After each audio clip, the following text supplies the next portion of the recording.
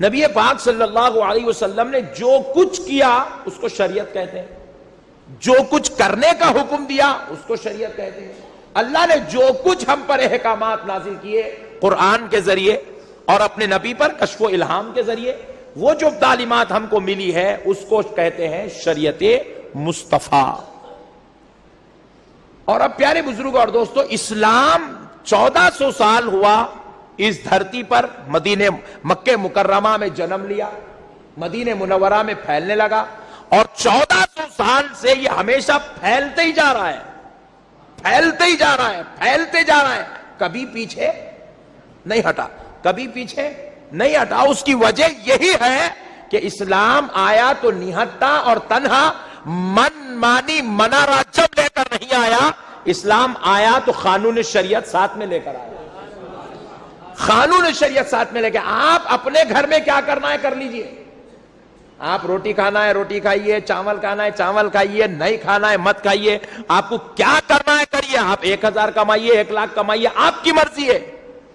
لیکن جب بات شریعت کی آ گئی تو آپ کی نہیں چلتی، میری نہیں چلتی، چلتی تو صرف اللہ اس کے رسول کی ہے، چلتی تو صرف اللہ اس کے رسول کی ہے۔ بات نماز کی آ گئی، آپ اپنے گھر میں وضو بغیر وضو کے رہ سکتے، لیکن جب خدا کے گھر میں نماز پڑھنے آئے قانون بنا دیا بغیر وضو مسجد میں بھی نہیں جا سکتے۔ آداب مسجد یہ ہے کہ وضو کر کے جائیں، نماز کے احکام یہ ہے کہ جب تک آپ وضو نہیں کریں گے تو پھر آپ کی نماز اللہ کے دربار میں قابل قبول ہونا تو دور کی بات ہے، بلکہ عذاب کے مستحق ہو جاتے ہیں جو بغیر وضو خدا کی بارگاہ میں کھڑا ہوتا ہے۔ اللہ اکبر، شرط لگا دیا گیا، اس شرط کا نام شریعت ہے، وضو۔ اب پھر ایک آپشن پیدا ہو سکتا تھا کہ بھائی اب چلو ہمارے پاس وضو نہیں ہے، وضو کے لیے پانی نہیں ہے۔ اب اسلام کی وسعت نظر ہی بتا رہا ہوں، وضو اس وقت فرض کیا جب زمین والوں پر یعنی کہ مکے والوں پر پانی کم تھا، اس وقت وضو آیا۔ لیکن ذرا غور کریں، جب پانی آج کے دور میں بھی اگر نہ ملے یا قیامت کی صبح تک جب کبھی بھی ایسا مسئلہ آ جائے کہ وضو کو پانی نہ ملے تو اللہ نے دین کو اتنا پائیدار بنایا۔ اب اگر وضو کو پانی نہیں ہے، وضو کرنا ہے تو آپ کو کسی اور مذہب والے کے پاس جانے کی ضرورت نہیں ہے، کسی اور کی بات سننے کی ضرورت نہیں ہے، کوئی اور کتاب کھولنے کی ضرورت نہیں ہے۔ رب کریم نے نبی کو ایسا رہنما اور ہادی بنا دیا، کہا کہ وضو کو پانی نہیں ہے تو دیکھ میرا مصطفیٰ کیا کرتا ہے، میرا حبیب کیا کرتا ہے۔ تو اب قانون مصطفیٰ، عمل مصطفیٰ میں ملتا ہے کہ وضو کو پانی نہیں ہے تو تیمم رب نے قائم فرما دیا ہے، تیمم مصطفیٰ نے قائم فرما دیا ہے۔ تو آپ قیامت کی صبح تک کے لیے قانون بن گیا، جب پانی نہ ملے وضو کے لیے تو تیمم کر لیا جائے۔ کیا کر لیا جائے؟ ذرا زور سے بولے، تیمم کر لیا۔ اب ایک آدمی ایسا ہے جو بیچارہ تیمم کرنے کے لیے مٹی تک نہیں پہنچ سکتا۔ اب اسلام کی وسعت نظر ہی دیکھو، کہا اب تیمم کے لیے مٹی تک نہیں پہنچ سکتا، بستر موت پہ لیٹا ہے، نماز پڑھنا چاہتا ہے، تو رب کریم نے کہا بندے پریشان نہ ہو، اشارہ کر لے تیرا رب تیمم کا ثواب دے دے گا۔ اللہ اکبر، یہ اسلام کی وسعت نظر ہے۔ اس لیے قیامت کی صبح تک اسلام کو کوئی بھی چیلنج نہیں کر سکتا۔ نماز پڑھنے کے لیے اللہ نے ہم کو حکم دیا، نماز پڑھو، پڑھنا ہے، سب کو پڑھنا ہے۔ لیکن اب نماز پڑھنے والے الگ الگ قسم کے ہیں، ایک مریض ہے، ایک جوان ہے، ایک مسافر ہے، ایک بیمار ہے۔ اس طریقے سے اگر آپ دیکھتے چلے جائیں گے ہر ایک کے حالات اور کنڈیشنز الگ ہے۔ ایک طہارت والا ہے، ایک بغیر طہارت والا ہے، ایک نماز کو آ گیا، شدت سے بھوک لگ رہی ہے یا شدت سے پیشاب آ رہا ہے، اس کے لیے قانون الگ، مریض کے لیے نماز کا قانون الگ، مسافر کے لیے قانون الگ، مقیم کے لیے قانون الگ، مرد کے لیے قانون الگ، عورت کے لیے قانون الگ۔ نماز ایک ہے لیکن قانون اتنے بنا دیے گئے، قیامت کی صبح تک جتنی انسانیت پیدا ہونے والی تھی اللہ نے اتنے قانون مصطفیٰ کے ذریعہ عطا فرما دیا۔ اب ہمیں کسی قانون کی ضرورت نہیں ہے، قانون مصطفیٰ ہی ہمارے لیے کافی ہے، قانون مصطفیٰ کافی۔ اب دیکھیے مسافر ہے، آپ کے جیسا میرے جیسے، وہ بیچارے کے اوپر اب جمعہ واجب نہیں ہے، اس کے لیے حکم ہوگا بھائی ظہر پڑھ لو، چلتے پھرتے نظر آؤ، تھکے ہوئے تم۔ اب آپ مسافر ہیں تو آپ کو ظہر کے 4، عصر کے 4، عشاء کے 4 پڑھنا نہیں ہے، 2 رکعت پڑھ لیجئے، چلتے پھرتے نظر آئیے۔ فرض 2 رکعت کر دی گئی ہے، نافل تو پہلے سے ہی نفل ہے، جو سنت موقدہ تھی وہ بھی نفل ہی ہے۔ اب جو سنت ہو گئے، رب نے کہا پڑھ لے تو اجر ہے، نہیں پڑھے تو حساب نہیں ہے۔ پیارے بزرگوں اور دوستوں، غور کرنے والی بات ہے، یہ مسافر ہو گیا، مریض کو دیکھیے بستر پر لیٹا ہوا ہے، کہا مولا کھڑے نہیں ہو سکتا، پیروں کے آپریشن ہوئے، ہڈیاں ٹوٹے، چڑایا، کیا کروں؟ مولا نے کہا لیٹے لیٹے پڑھ لے، نماز وہی ہے، قانون چینج ہو گیا، اصول چینج ہو گیا ہے، ضابطے چینج ہو گئے ہیں، کنڈیشن چینج ہو گیا ہے۔ وضو خانے پہ 1000 آدمی وضو کر رہے ہیں، دونوں ہاتھ، چہرہ، پیر سب نے دھویا، لیکن ایک ایسا شخص آیا، فریکچر ہو گیا، پلاسٹر پڑا ہوا ہے، اللہ کہہ رہا ہے 2 مت دھو، دونوں پیر دھونے کی ضرورت نہیں، ایک دھو لے، ایک پہ مسا کر لے، قصہ ختم۔ قانون اسلام، خدا کی قسم، اللہ نے اس وقت کے حساب سے نظام نہیں بنایا، قیامت کی صبح تک جتنے پرابلمز تھے سب کو مد نظر رکھ کے اسلام بنایا گیا ہے، شریعت بنائی گئی ہے۔ اب جو لوگ، میں تو چاہتا ہوں آپ اگر اجازت دے تو ایک تھوڑا جملہ ہے، ہمارے اسلام پر اعتراض ہونا چاہیے، جیسے آج مودی سرکار کر رہی ہے، آبجیکشن شریعت پہ ہو رہی، ہونا چاہیے، کیونکہ جب آبجیکشن کریں گے سوال ہوں گا تو جواب نکلیں گا، سوال ہوں گا تو جواب نکلیں گا۔ اسی لیے حضور کیا ارشاد فرمائے، میرے دین کا آدھا علم سوال میں ہے بولے سرکار، چاہے وہ سوال مسجد کا پڑھنے والا شاگرد اسٹوڈنٹ کرتا ہوگا یا پھر نریندر مودی جیسا شخص کرتا ہوگا، سوال کوئی بھی کرے، سوال چاہے سپریم کورٹ کرتا ہوگا، سوال چاہے ہائی کورٹ کرتا ہوگا، حضور نے کہا میرے دین کا آدھا علم سوال میں ہے۔ سوال کرنے والا معلومات نہ ہونے کی بنیاد پہ سوال کرا تو ہندوستان کی دھرتی سے ہر عالم دین اٹھا اور شریعت مصطفیٰ پر جواب دینے لگا، شریعت مصطفیٰ پر جواب دینے لگا، اخباروں پر لکھے جانے لگا، مراٹھی والا مراٹھی میں جواب لکھ رہا ہے، انگلش والا انگریزی میں جواب لکھ رہا ہے، تیلگو والا اپنی زبان میں جواب لکھ رہا ہے۔ شریعت اب صرف مسلمانوں کو نہیں، کائنات کے ہر ہندو کو بھی معلوم ہو رہی ہے کہ نظام مصطفیٰ کیا چیز ہے، قانون مصطفیٰ کیا چیز ہے، اسلام کی حقانیت کیا چیز ہے۔ بسم اللہ الرحمن الرحیم۔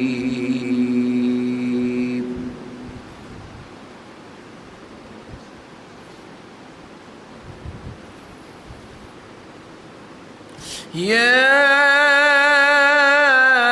ایہا النبی قل لأزواجك وبناتك ونساء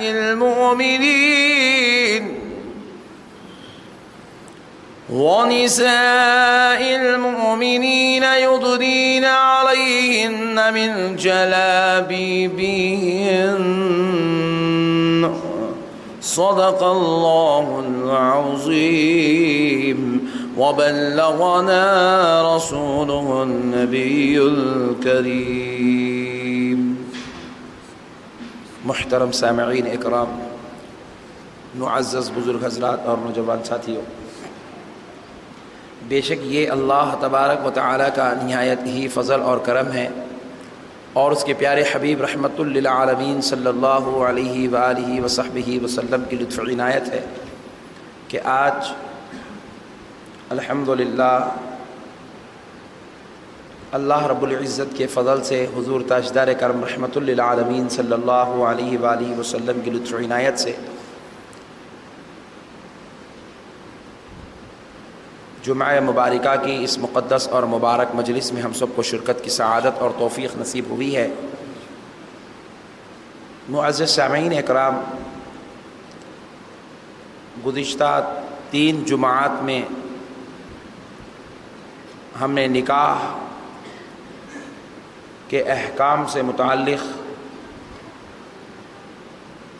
گفتگو کرنے کی سعادت حاصل کی ہے، اور آج انشاءاللہ تعالی ہمارے بزرگوں اور نوجوان دوستوں کی خواہش پر ہم اپنی گھریلو زندگی کی اصلاح کے تعلق سے گفتگو کرنے کی سعادت حاصل کریں گے، جو بالخصوص آج ہمارے معاشرے میں، ہمارے ماحول میں جو فتنہ اور فساد کا، انتشار کا، اختلاف کا سبب بنی ہوئی ہے۔ چند ایسی چیزیں ہیں، چند ایسے حالات ہیں، چند ایسے ماحول ہیں، چند ایسی عادتیں ہیں جو ہمارے سکون اور چین کو غارت کی ہوئی ہے، اور اسلام کی تعلیمات سے ناواقفیت کی بنا پر غیر ضروری فیصلوں کی بنا پر دولت اور علم، صحت ہونے کے باوجود بھی انسان کے پاس چین اور اطمینان نصیب نہیں ہے۔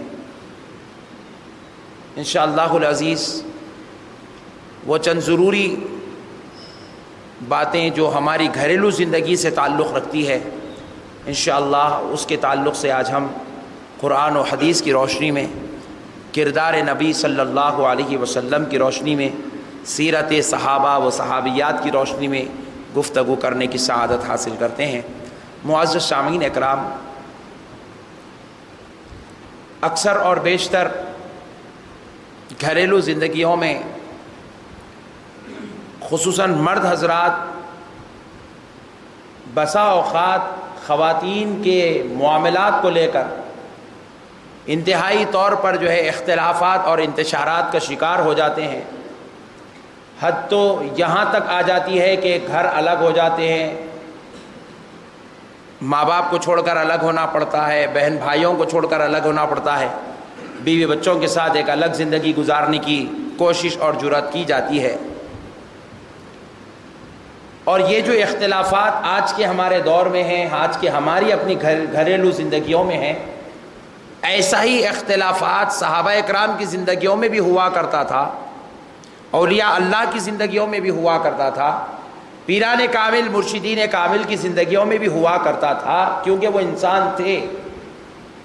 جہاں انسان ہوتے ہیں وہاں اختلاف ضرور ہوتا ہے، جہاں انسان ہو اور اختلاف نہ ہو ایسا ہرگز نہیں ہو سکتا۔ اگر اختلاف نہیں ہوا تو اس بات کی دلیل ہے کہ وہ انسان نہیں، فرشتے ہیں۔ ہر انسان کے پاس اختلاف ہوتا ہے، صحابہ اکرام کی زندگیوں میں بھی اختلاف تھا، گھریلو اختلافات ان کے پاس بھی تھا، اونچ نیچ والی باتیں ان کے پاس بھی تھی، لیکن ان کی اونچ نیچ والی باتیں اور ان کی اختلافی باتوں کی وجہ سے ان کے دلوں پر برا اثر اور زندگیوں پہ گندا اثر نہیں پڑتا تھا۔ اس کی وجہ یہ تھی کہ وہ اختلاف کی جڑ کو جانتے تھے، اور اختلاف کی جڑ کو جان کر مسکرا کر اس کا حل نکال لیا کرتے تھے۔ پوائنٹ نوٹ کیا جائے، آج ہم اختلاف کی جڑ نہیں جانتے، ہم یہ سوچتے ہیں کہ سامنے والے نے ہمیں برا کہہ دیا، کیوں کہہ دیا، کیا مجال ہے، کیسی ہمت ہے، اس کی جرأت اتنی کیسے ہو گئی کہ یہ ہم کو اتنا برا کہہ دیا۔ لیکن جب صحابہ اکرام کے پاس جب کبھی یہ خیال آتا کہ کسی نے آپ کو برا کہا، تو صحابہ ہیں۔ تابعی کی بات لے لیں، حضرت امام اعظم ابو حنیفہ رحمۃ اللہ علیہ کی بات لے لیں۔ امام اعظم ابو حنیفہ رحمۃ اللہ علیہ اپنے گھر میں بیٹھے ہوئے ہیں، آپ کے ایک معتقد اور عاشق نے آیا اور آ کر کہا، حضور وہ فلاں آپ کا پڑوسی ہے، اتنا بدبخت اور بےہودہ ہے، جو لوگ آپ کے پاس سے نکل کر جاتے ہیں یا آپ کے پاس آتے ہیں، لوگوں کو پکڑ پکڑ کر آپ کے بارے میں برا بولتا ہے، آپ کی غیبتیں کرتا ہے، آپ کی چغلیاں بیان کرتا ہے، آپ کے بارے میں گندگیاں بیان کرتا ہے، اور نئے انداز کے آپ پر الزام اور تہمتیں باندھ دیتا ہے۔ امام اعظم رحمۃ اللہ علیہ نے اپنی اقتداء کرنے والوں کو طریقہ عطا فرمایا، اور اس مسجد میں جتنے بیٹھے سب حنفی امام اعظم کے غلام ہیں، ہم امام اعظم کے مقتدی ہیں۔ ذرا سوچو امام اعظم نے کیا طریقہ دیا۔ اگر کوئی ہمارے خلاف اور مخالفت پر آمدہ ہو جائے تو ہم اس کا گلا پکڑتے ہیں، گریباں پکڑتے ہیں، پنچ مار کر دانت توڑ دیتے ہیں۔ امام اعظم ابو حنیفہ رحمۃ اللہ علیہ اس ذات کا نام ہے جن کو دیکھ کر بادشاہ اپنی مسند چھوڑ دے تو سوچو وہ کتنوں کا گریباں نہیں پکڑ سکتے، سوچو وہ کتنوں سے بدلہ نہیں لے سکتے، سوچو وہ کتنوں کو کس طریقے سے اذیت نہیں پہنچا سکتے۔ لیکن امام اعظم نے اس اختلاف کو اپنی طرف سے نہیں سمجھا، شیطان کا شر سمجھا، شیطان کی گندگی اور برائی سمجھ کر امام اعظم نے جیسے ہی سنا کہ فلاں شخص آپ کی چغلیاں اور غیبتیں برائیاں بیان کرتا ہے، امام اعظم جھٹ سے اپنے خادمہ کو کہنے لگے اندر جتنے کھجور ہیں لے آؤ۔ خادمہ کھجور جو ایک تھالی میں رکھ کر، ایک کشتی میں رکھ کر لے آتی ہے۔ امام اعظم رحمت اللہ علیہ فرماتے ہیں کون ہے وہ میری برائی کرنے والا، کون ہے وہ میری غیبت بیان کرنے والا، کون ہے وہ میری چغلیاں بیان کرنے والا، اس کے پاس مجھے لے چلو۔ امام اعظم رحمت اللہ علیہ کو اس شخص کے پاس لے جایا جاتا ہے تو جاتے ہوئے کیا دیکھتے ہیں، وہ کھجور کی تھالی امام اعظم اپنے سر پہ اٹھا لیے اور اس شخص کے گھر کی طرف جا رہے ہیں جو امام اعظم کی گستاخیاں اور بے ادبیاں الزام و تہمت باندھ رہا تھا۔ تو امام اعظم نے دستک دیا، وہ شخص جیسے ہی دروازہ کھولا، امام اعظم نے اپنی سارے کھجور کی تھیلی اور جو ہے سارے کھجور کی کشتی اس شخص کو دے دی اور کہا بھائی آپ کو مبارک ہو، یہ لیجئے میری طرف سے تحفہ قبول فرما لیجئے۔ انہوں نے پوچھا آخر بات کیا ہے، آپ مجھے یہ کھجور کیوں دے رہے ہیں؟ تو مجھے اس شخص نے بتایا ہے کہ آپ میری برائیاں بیان کرتے ہیں، میری غیبت بیان کرتے ہیں، میری چغلیاں بیان کرتے ہیں، کیونکہ میں نے رسول اللہ سے سنا ہے جو کسی کی غیبت بیان کرتا ہے اس کا کچھ نہیں بگڑتا، لیکن غیبت بیان کرنے والے کی نیکیاں جس کی غیبت بیان کی جاتی ہے اس کے نامہ اعمال میں منتقل ہوتی ہے، اور جس کی غیبت بیان ہو رہی ہے اس کے گناہ غیبت بیان کرنے والے کے نامہ اعمال میں منتقل ہو جاتی ہے۔ آپ نے اپنی نیکیاں مجھ کو دے دی اور میرے گناہ آپ نے لے لیے، اس لیے تحفتاً آپ کو ایک کھجور پیش کر رہا۔ اختلاف ان کے پاس نہیں تھا کیونکہ رسول اللہ کے اقوال ان کے پاس تھے، رسول اللہ کا دیا ہوا کردار ان کے پاس تھا، رسول اللہ صلی اللہ علیہ وسلم کے بتائے ہوئے طریقے ان کے پاس تھے۔ معزز سامعین کرام، ایک بات ہمیشہ یاد رکھ لیجئے گا، آپ کو اللہ نے جو عزت دی ہے 1000 لوگ مل کر مخالفت کریں گے تو بھی عزت میں فرق نہیں آئے گا، کیونکہ اللہ نے دی ہے۔ اللہ کی دی ہوئی عزت کو بندہ نہیں توڑ سکتا، آپ اپنی محنت سے بنا لیے تو ٹوٹ جائے گا، اللہ کی دی ہوئی عزت نہیں ٹوٹتی۔ اور اگر اللہ کسی بندے کو ذلیل کرنا چاہے، پوری دنیا کے لوگ مل کر تعریف کرے تب بھی اس کی عزت نہیں بنتی۔ تو بندے کی نظر جب اللہ پہ پڑ جاتی ہے، بندہ جب اللہ کے حوالے ہو جاتا ہے تو دنیا والوں کا شر اسے بگاڑ سکتا ہے، نہ دنیا والوں کا خیر اسے سدھار سکتا ہے۔ اسی لیے میرے پیارے بھائیوں، ہمارے سوچنے کے انداز کو بدلے، ہمارے نظریے کو بدلے، ہمارے یہ جو کردار ہے، آج ہمارے فیصلے لینے کا جو سوچنے کا ڈھنگ ہے، اس ڈھنگ کو بدل ڈالیں۔ آؤ گھریلو زندگیوں کے تعلق سے بھی ہم یہی اختلافات کا شکار ہو گئے ہیں۔ جیسے معلوم ہو گیا کہ ایک دیورانی کو ایک جھٹانی نے برا کہہ دیا، جھٹانی کو دیورانی نے برا کہہ دیا، ننن نے اپنی بھاوت کی غیبت کر دی، یا غیبت میں یا بھاوت نے اپنی ننن کے ساتھ برا سلوک کر دیا۔ اب خاندانوں میں اختلاف ہے، بہو اور ساس کے درمیان اختلاف، بھائی بھائی کے درمیان اختلاف۔ مگر پیارے دوستو آؤ، یہ بات کسی اور کے گھر نہیں، ایسی بات تو رسول اللہ کے گھر میں بھی ایک بار سننے کو موقع ملا تھا۔ ہوا کیا تھا، حضرت عائشہ صدیقہ رضی اللہ تعالی عنہا بیٹھی ہوئی ہے اور سیدہ فاطمہ الزہرا بیٹھی ہوئی ہے۔ حضرت عائشہ نے، حضرت فاطمہ الزہرا نے کہا الحمدللہ میں اس دنیا میں سب سے پہلے مسلمان خاتون کی بیٹی ہوں۔ حضرت خدیجہ الکبریٰ کی عظمت بیان کرنے لگی۔ کون؟ سیدہ فاطمہ، یعنی حضرت فاطمہ اپنی ماں خدیجہ الکبریٰ کی عظمت بیان کرنے لگی۔ بہت ساری عظمتیں بیان کرتی ہے، وہ سب سے پہلی مسلمان ہے، وہ سب سے افضل و اعلیٰ خاتون ہے، اللہ نے ان کے ذریعے سے رسول اللہ کو اولاد عطا فرمائی، یہ ساری باتیں بیان ہوئی۔ لیکن حضرت عائشہ صدیقہ رضی اللہ تعالیٰ عنہا سنتی رہی، لیکن سمجھ میں آیا کہ میری فضیلت شاید کم ہو رہی ہے۔ حضرت عائشہ نے ایک جملہ کہہ دیا جو فاطمہ الزہرا رضی اللہ تعالیٰ عنہ کو جو ہے برداشت نہ ہوا۔ کیا جملہ کہا؟ حضرت عائشہ فرماتی ہے فاطمہ سنو، میری شادی رسول اللہ سے اس وقت ہوئی جب میں کنواری تھی، اور تمہاری ماں کی شادی اس وقت ہوئی جب وہ شادی شدہ تھی، یعنی کہ پہلے کسی اور شوہر کے پاس تھی، بعد میں رسول اللہ کے نکاح میں آئی۔ میں جب آئی میری فضیلت یہ ہے میں کنواری تھی، اپنی فضیلت بیان کرنے لگی اور کہنے لگی تمہاری ماں اس وقت نکاح میں آئی جب وہ شادی شدہ تھی۔ حضرت فاطمہ کو کچھ بھی جواب نہ بن پڑا تو مجلس سے اٹھ گئی۔ اختلاف یہاں بھی ہو رہا ہے، اونچ نیچ یہاں بھی ہو رہی ہے، لیکن خدا رہا فاطمہ کے طریقے کو اختیار کرو. فاطمہ نے پلٹ کر جواب نہیں دیا, فاطمہ نے کچھ برا نہیں کہا, فاطمہ نے نعوذ باللہ اپنی ماں جو سوتیلی ماں ہے ان کی شان میں بے ادبی گستاخی والا ایک بھی جملہ بیان نہیں کیا.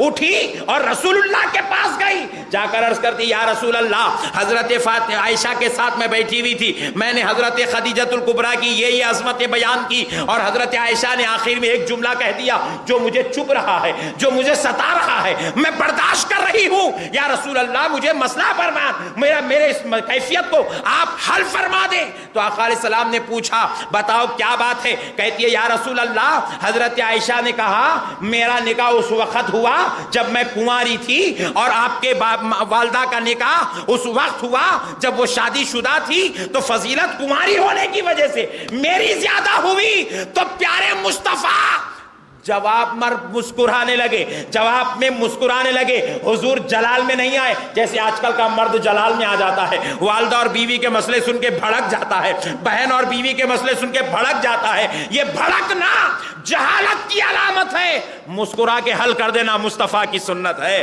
پیارے مصطفیٰ مسکرانے لگے, فرمایا بیٹی تم پریشان کیوں ہوتی ہو, تم ان سے یہ کہہ دو کہ دیکھو جب تم تو نکاح میں آئی تھی تو کنواری تھی, لیکن جب میرے بابا خدیجۃ الکبریٰ سے نکاح کیے تو عظمت والی بات یہ ہے کہ میرے بابا کنوارے تھے, میرے بابا کنوارے تھے. خدیجۃ الکبریٰ سے نکاح ہوا, میرے بابا کنوارے تھے, اور جب تم سے نکاح ہوئے تو وہ اور بیویوں کے شوہر تھے, وہ اور بیویوں کے شوہر تھے. تو فضیلت تو یہ زیادہ ہو گئی. تو پیارے نبی مسکرا کر فاطمہ کو ایسی ہمت عطا فرما دیے, مسئلہ ہی حل ہو گیا, ٹینشن ہی ختم ہو گیا. مگر پیارے دوستو افسوس کی بات ہے آج ہم مسئلوں کو حل کرنا نہیں چاہتے, اور بگاڑنا چاہتے ہیں, اور انتشار میں لانا چاہتے ہیں. اب ذرا اگر کہیں چنگاری لگ رہی ہے, بعض مردوں کی تو عادت ہی ہوتی ہے اس کو پورا بھڑکا کر چھوڑ کے شعلہ بنا دیتے ہیں. اس لیے میرے بھائی آج گھروں میں سکون غارت ہو گیا ہے, آج گھروں کے اندر سے انتشار اور فتنے ختم ہی نہیں بلکہ ہر جگہ ابلتے ہی ابلتے چلے جا رہے ہیں. ایک مرد آدمی کا کام ہے. مثال کے طور پر ایک اور مثال لے لیجئے. حضرت عبد القدیر صدیقی رحمت اللہ تعالی علیہ کے پاس ایک خاتون آئی, آ کر جو ہے حضرت عبد القدیر صدیقی رحمت اللہ علیہ سے کہنے لگی حضور میرا اور میری ساس کا جھگڑا بہت چلتا ہے. مرد آدمی میں کتنی, کیونکہ یہ مرد آدمی ہی ہے جو چاہے تو اپنے گھر کو جنت کی خوشبو اور جنت کے محل جیسا بنا سکتا ہے, اور اگر یہ چاہے تو دوزخ کے عذاب کا گڑھا بھی بنا سکتا ہے. اسی لیے پیارے دوستو ایک اللہ کے ولی کے پاس ایک خاتون پہنچی اس غرض سے کہ حضور میرا اور میری ساس کا جھگڑا بہت زیادہ ہوتا ہے, بہت زیادہ جھگڑا ہوتا ہے. ہم دونوں کے درمیان ہر روز کچھ نہ کچھ ٹینشن چل ہی رہتی ہے, اور میں بیزار آ چکی ہوں. میں چاہتی ہوں کہ آپ کوئی ایسی تعویذ دے دیں کہ میری ساس کا منہ بند ہو جائے. بہوؤں کا تو کام ہی چاہیے ساسوں کا منہ بند کرنا, جلدی خبر کھود کے بیچاری گڑے میں ڈال دینا. تو اللہ کے ولی تھے, مرد تھے, مرد عورتوں کی نازک مزاجی اور عورتوں کی کمزور عقلی کو سمجھتے تھے. عورت کمزور عقل ہوتی ہے, اس لیے کبھی عورتوں کے مسائل میں انتشارات میں کبھی حد سے زیادہ ٹینشن نہیں لینا, اور عورت کی بات سن کر جلدی فیصلے نہیں لینا. یہ مرد آدمی کی شان ہے, ہر چیز کی ناپ تول کر اونچ نیچ کر کے معاملہ داری کو دیکھنا.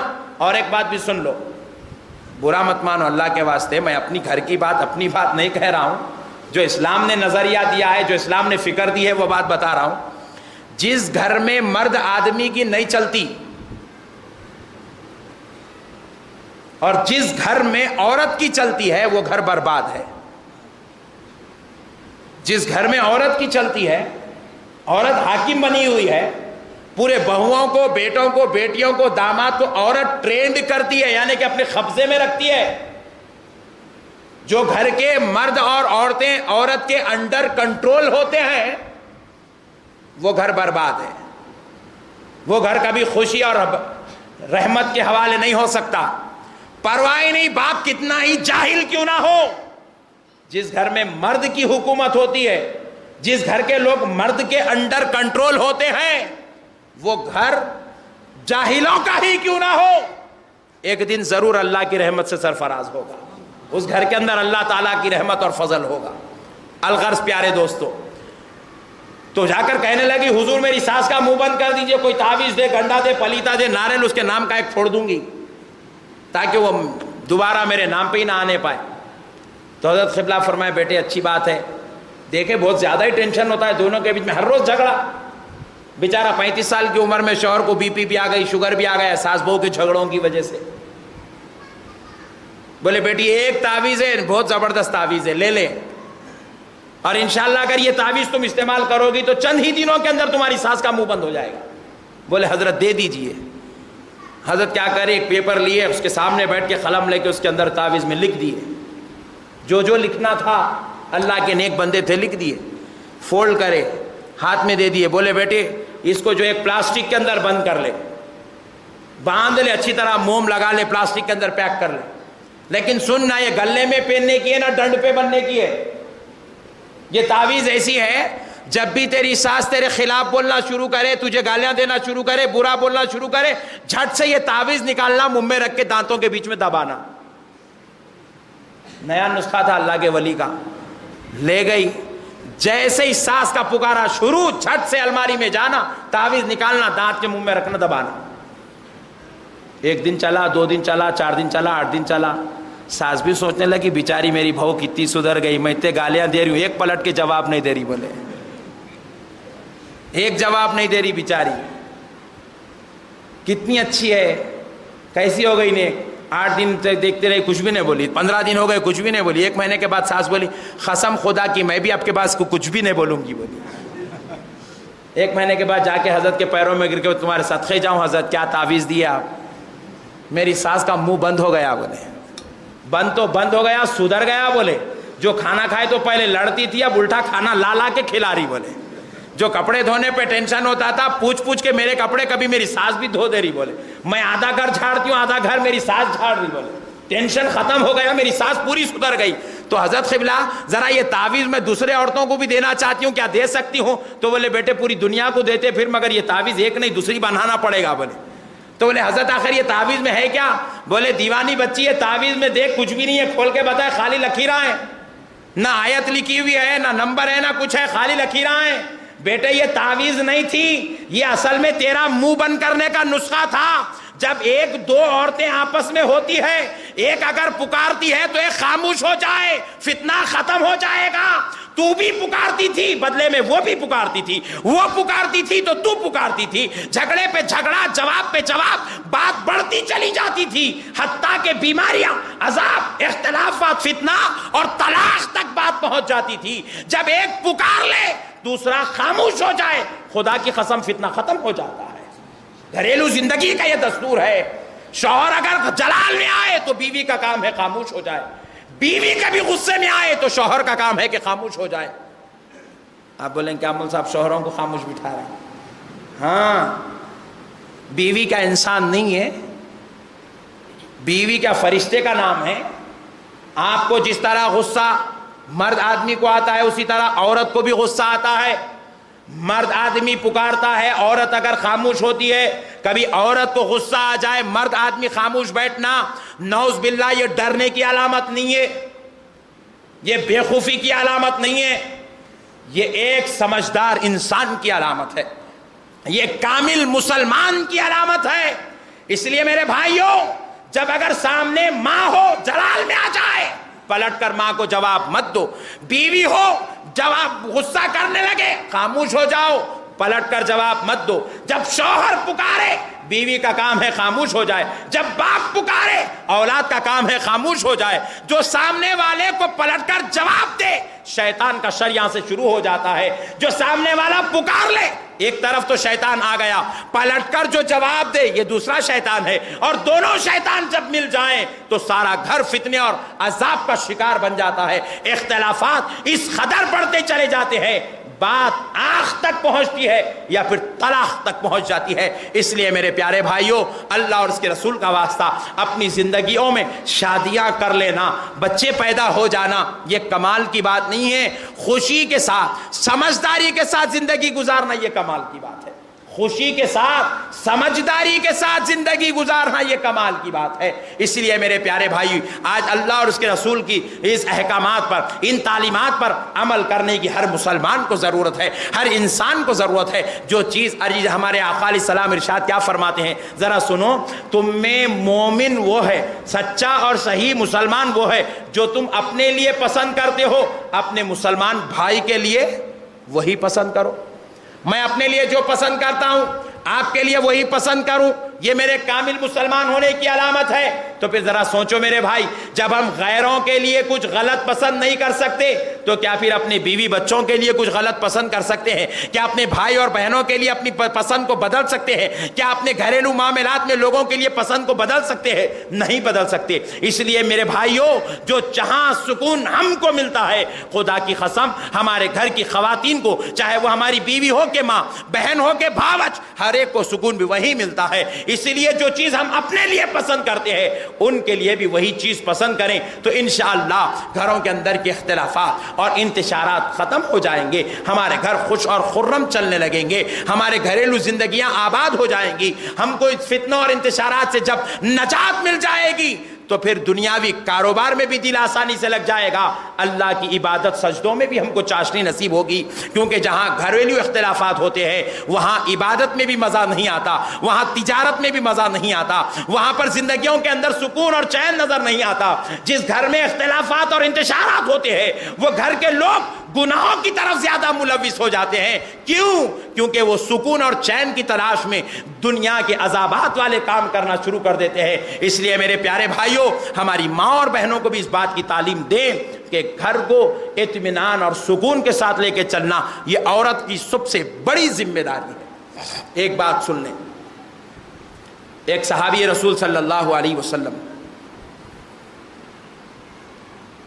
کاروبار اور تجارت کے لیے شہر کے باہر گئے ہوئے تھے. چند دنوں بعد جب تشریف لائے, اتفاق کی بات تھی کہ ان دن ان کے بیٹے کا انتقال ہو گیا. اس دن ان کے بیٹے کا انتقال ہو گیا. رات یہ صحابی تشریف لائے. بیوی نے سوچا کہ میرا شوہر اتنے دن کے بعد گھر سے آ رہے ہیں, گھر میں آ رہے ہیں باہر سے, قافلے میں گئے ہوئے تھے, کام کے لیے گئے ہوئے تھے, تجارت کے لیے گئے ہوئے تھے, تشریف لا رہے ہیں. جیسے یہ گھر میں داخل ہو اور میں سنا دوں کہ آپ کے لخت جگر نور نظر کا انتقال ہو گیا, پہلے سے وہ تھکن میں ہے, پھر یہ دوسرا عذاب والی بات سن لیں, تھکن کی بات سن لیں, تکلیف والی بات سن لیں, تو نہ جانے ان کی حالت کیا بگڑ جائے گی. اللہ اکبر. ایک بیوی نے اپنے شوہر کی تھکن کا اتنا خیال رکھا کہ ان کے لخت جگر کے انتقال ہونے کی خبر ان کو نہیں سنائی, اور آنے کے بعد گھر میں کھانا نکال کر سکون سے بیٹھ کے اطمینان سے بات کریں. یہاں ہمارے گھروں میں کیسا ہے, گھر میں داخل ہوتے کہ کیا ہوا جی وہ بل نہیں بنے, کیا ہوا ان کے پیسے دینا تھا دے دیے, کرایہ لے کے آئے, دواخانے کو جانا ہے پیسے لے کے آئے. ارے نوز باللہ, انہیں یہ سوچتا ہے اللہ یہ گھر کو آیا کہ کو مولا میں, وہ باہر ہی اچھا تھا. ہماری عورتوں کو معلوم ہونا, آپ اللہ کے واسطے, ہمارے بیویاں کیسے ہیں جان دو چھوڑ دو, کم سے کم اپنی بیٹیوں کی تو تربیت کرو, تاکہ ہماری بیٹیاں اپنے شوہروں کے ساتھ ایسا کوئی سلوک نہ کریں جس کی وجہ سے اللہ اور اس کا رسول اللہ ناراض ہو جائے, فتنے اور انتشارات بڑھتے چلے جائیں, عذاب گھر جائے. یا سمجھا سکتے ہو تو اپنے گھر میں بیٹیوں کو نہیں بلکہ ہماری بیویوں کو بھی ہم سمجھائیں تمہارا کردار کیا ہونا چاہیے.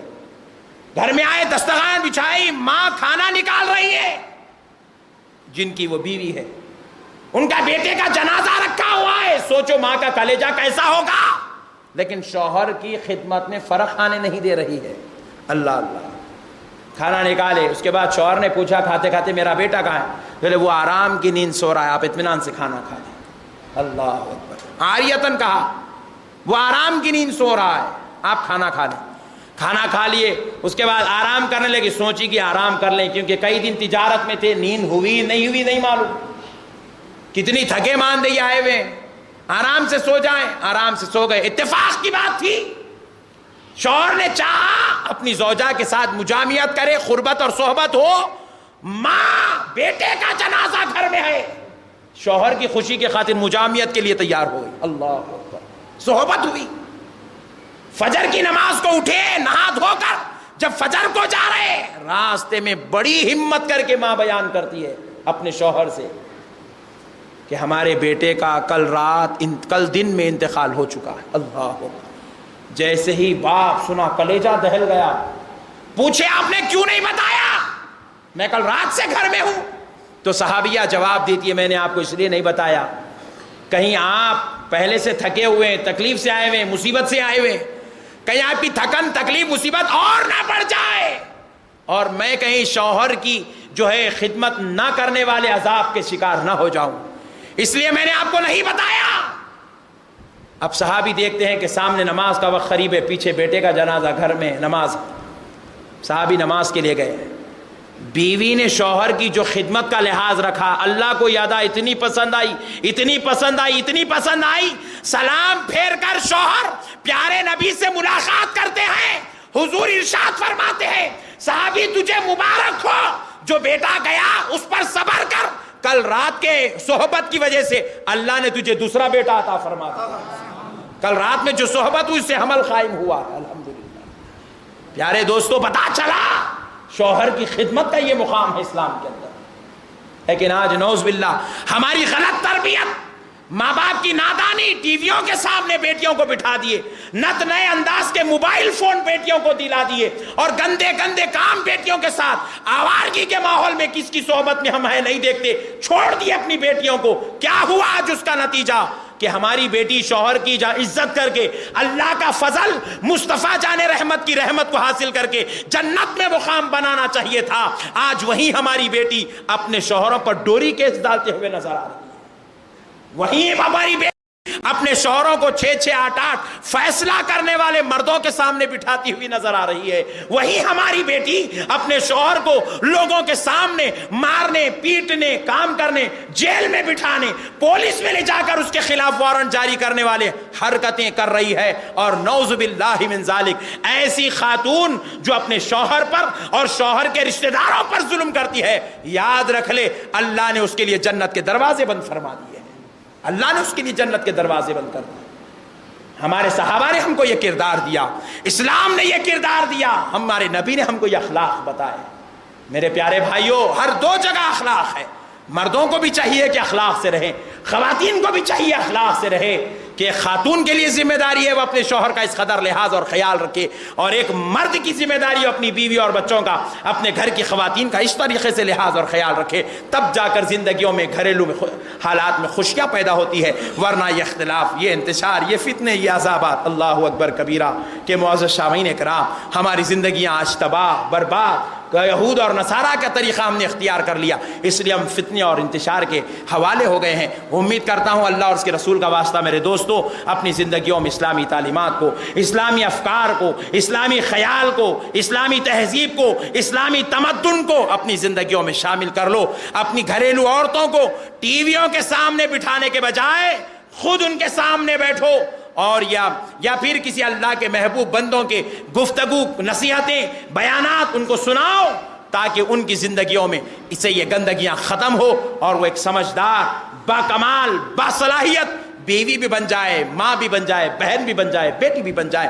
انشاءاللہ جب وہ ایسے ہو جائیں گے تو سرکار کے صدقے میں جس گھر میں ایسی بیٹی ہوگی، ایسی عورت ہوگی جو اللہ اور اس کے رسول کے احکام جانتی ہے، سن لیں، وہ گھر کبھی فتنے اور اختلاف کا جو ہے شکار نہیں ہو سکتا. وہ گھر کبھی شیطان کے شر کا شکار نہیں ہو سکتا. وہ گھر اللہ کی رحمت کا طلبگار ہے اور وہ گھر پر اللہ کی رحمتوں کا ہمیشہ نزول ہوتا ہے. امید کرتا ہوں کہ آپ حضرات ان چیزوں کو انشاءاللہ اپنی خواتین تک بھی پہنچائیں گے. معزز سامعین کرام اور ایک ضروری بات اور گفتگو 2 منٹ میں عرض کر دیتا ہوں. الحمدللہ ہم نے آج دیکھا ہے ہمارے اطراف و اکناف کے علاقوں میں، جتنا بالخصوص یہ جو نیو سٹی کا ہمارا علاقہ ہے، اس علاقے میں ہم دیکھتے ہیں ہماری نوجوان نسل کو، ہماری نونہال بچوں کو ہم لے جا کر اسکولز میں ڈالتے ہیں. بالکل ہمارا بچہ نرسری میں، LKG میں، UKG میں پرے پڑھایا جا رہا ہے. اسکولز میں یوں ہاتھ جوڑ کے کھڑا ہو گیا، پرے پڑھایا جا رہا ہے. اسے سنسکرت میں پرے پڑھایا جا رہا ہے. جب ہم نے وہ پرے کا جو ٹرانسلیشن کیا سنسکرت میں جو پڑھایا جا رہا ہے تو اس کے اندر نعوذ باللہ شرکیہ اور کفریہ کلمات ہیں. بعض اسکولز میں وندے ماترم پڑھایا جاتا ہے، جبکہ مکمل طور پر پوری دنیا کے علماء بالخصوص ہندوستان کے علماء کا متفقہ فیصلہ ہے وندے ماترم پڑھنے والے کو پھر سے کلمہ پڑھ کر مسلمان ہونا پڑے گا. وندے ماترم پڑھنا کفر ہے. آج اسکولوں میں یہ تعلیم ہو رہی ہے. اور آپ دیکھ لیں کہیں پر بھی اخلاقیات کی تعلیم نہیں, تہذیب کی تعلیم نہیں, بچوں کو ماں باپ کے ادب والی تعلیم نہیں, اللہ رسول کی تعلیم نہیں, کچھ بھی نہیں. ہمارا بچہ پڑھتے 10th کلاس میں آ گیا, پھر بھی کھڑے ہو کر پیشاب کر رہا ہے, پھر بھی وہ والد کو والد کرنے, بڑے بھائی کو بڑا بھائی کہنے تیار نہیں ہے. پوچھا گیا کیوں؟ ارے اتنے اچھا اعلیٰ درجات کا پڑھنے والا بچہ اعلیٰ نمبرات سے کامیاب ہوا, پھر یہ اخلاقی تہذیب کیوں مر گئی؟ جواب ملا کہ سب کچھ تو پڑھ لیا لیکن وہ نہیں پڑھا جس پڑھنے کے لیے اس کے رب نے اس کو پیدا کیا.